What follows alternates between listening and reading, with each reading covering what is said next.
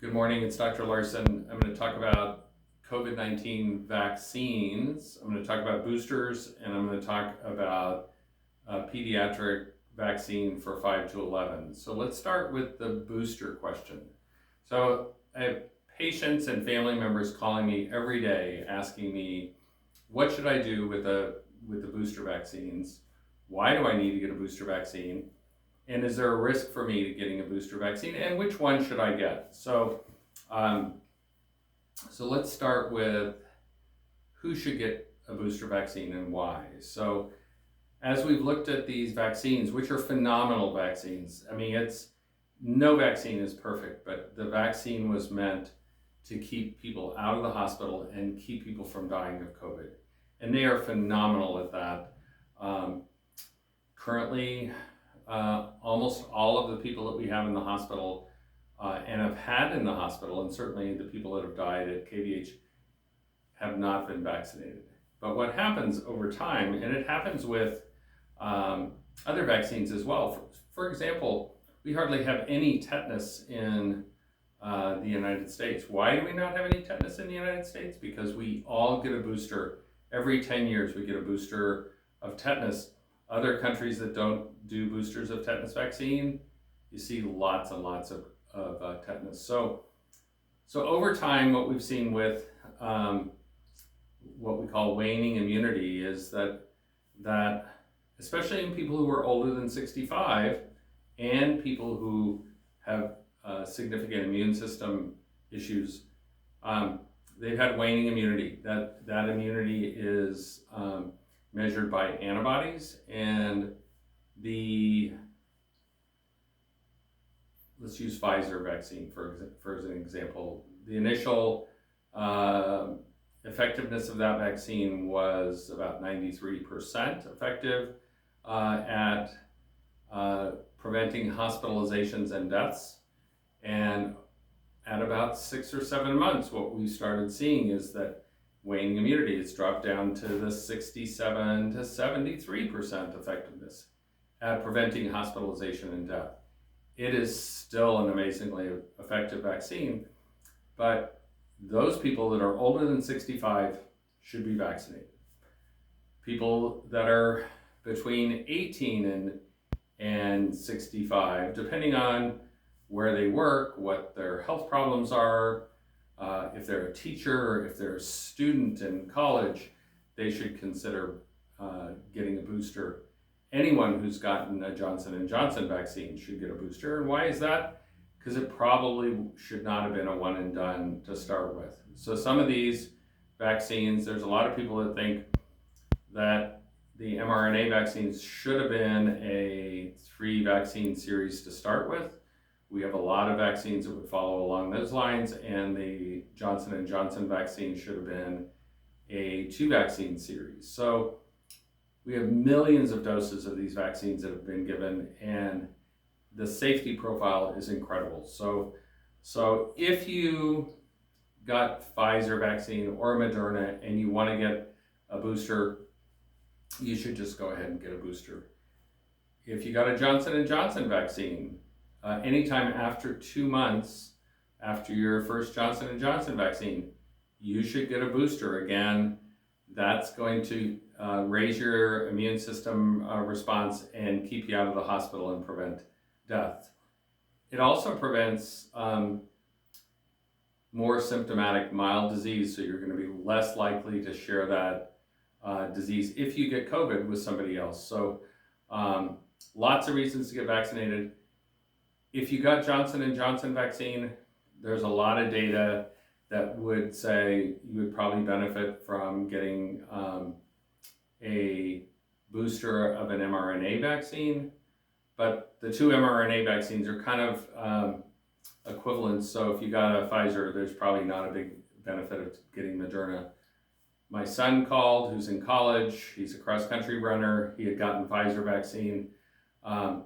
We talked a little bit about the risk of myocarditis that occurred in young men, and he chose that he's going to get a Johnson & Johnson vaccine as his booster. But it's all kind of dependent. You should talk to your primary care physician as far as specifics. But if you're in that range where a booster would be appropriate for you, um, it's time to get a booster. And they are available lots and lots of places in town. So, um, pediatric vaccine. So we just received our pediatric vaccine here at the health department on Thursday of this week. It's really super exciting, pediatric vaccine for 5 to 11. So I spent a whole day on the FDA approval webinar that occurred week before last, and then I spent a whole day with the ACIP on the ACIP meeting this week. These vaccines are safe. These vaccines are effective. The safety of Pfizer has been proven over and over again with millions and millions of doses.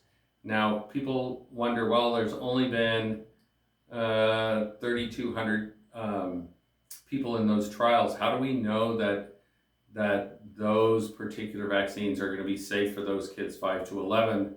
Well, we also have all the kids that are 12 to 17 that have gotten Pfizer vaccine, so adolescents that have gotten Pfizer vaccine. So the main risk that everybody is worried about is myocarditis. That's inflammation of the heart. It's not weakness of the heart.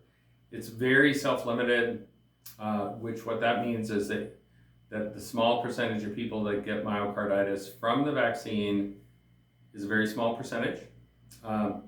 Those people have very mild disease, usually responds on its own to ibuprofen. No one has died of myocarditis from the vaccine. No one has ended up having prolonged hospitalization. Early, when these kids would come in with chest pain, some of those kids got cardiac MRIs, they got cardiac catheterizations, their hearts were working normally. Again, it's inflammation of the heart, or perhaps inflammation of the lining of the heart, called pericarditis. But there's a lot of myocarditis, pericarditis that occurs naturally, and the risk of getting myocarditis or pericarditis from Pfizer vaccine is very small. Smaller than the risk of getting myocarditis from COVID-19 in and of itself.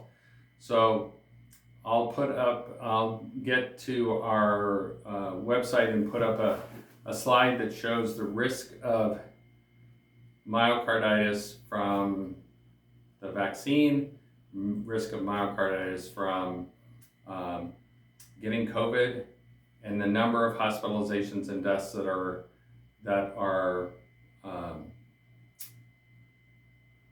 reduced by getting COVID vaccine versus not getting COVID vaccine and getting COVID. So the vaccines are safe. The doses for kids are much smaller, still a 2-shot series, but much smaller dose.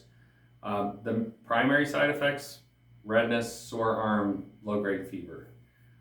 No effect on fertility, and again, no permanent effect on the heart.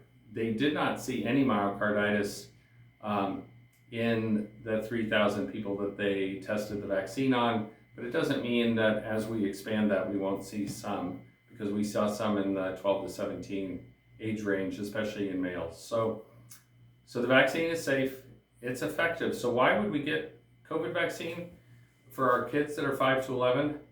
We'll use lots of vaccine for kids that have a much lower risk of death than from COVID. So we give vaccines for lots of things because it's not okay for kids to die. So again, the answer to why you should get COVID vaccine for your kids is it's not okay for kids to die, especially if we have something that can prevent death. In Washington State, I have to look over my shoulder here. I'm going to give you the national numbers. So in the United States, we had 143 deaths from COVID-19 in kids 5 to 11, and over 1,000 cases of MIS-C, which is severe multisystem inflammatory disease in children, and it is currently the 6th leading cause of death. COVID-19 is the 6th leading cause of death in kids 5 to 11. So if you were my patients, and soon I'll be back to seeing patients again, I would say get your kids COVID-19 vaccine. It's effective for them. it lowers their risk of dying. Kids should not die of COVID-19. They should just not. And kids shouldn't be dying of anything. So you have your kids in a car seat when you're driving across town. You put your kids in a car seat or in a booster when they're a little bit older than that. And giving them COVID-19 vaccine is another just step in what we do as parents to keep kids safe. So we in our county will be giving COVID-19 vaccine to kids 5 to 11 at KVH starting on Monday of this next week. And we will be giving COVID-19 vaccine here at the health department in a clinic starting on the 20th of November, which is a Saturday. So exciting news. It's another step to being done with COVID, and protect your kids, protect your families, and get your boosters and get your kids COVID-19 vaccine. Thanks a lot.